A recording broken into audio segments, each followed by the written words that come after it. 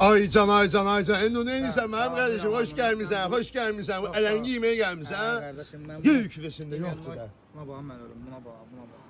Ay can.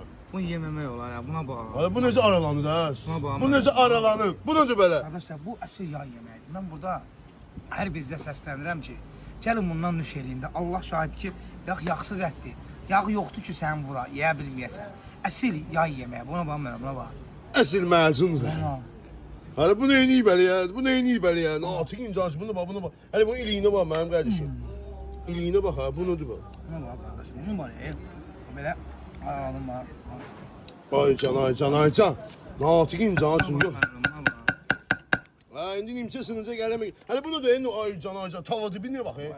Yer kürəsində yoxdur ya, yer kürəsində. Bəh. Bu nədir belə? Əsl yağ yeməkdir ya özü ya.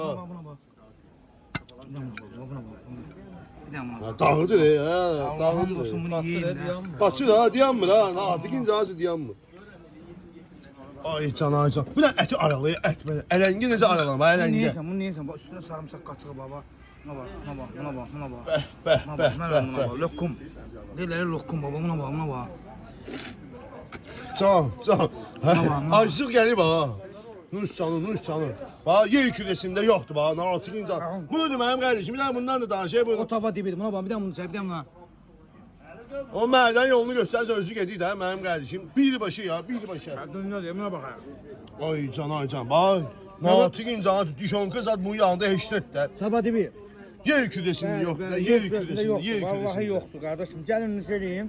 Can. Hər birinizdə buna verdiyiniz pul, buna ayırdığınız vaxta görə mən şəxsən sizə söz verirəm ki, heç biriniz bunu yeyəndən sonra peşmançılığını çəkməyəcəksiniz. Ömrü boyu. Nə ayırdığınız vaxta, nə də verdiyiniz pula. Vallahi deyirəm.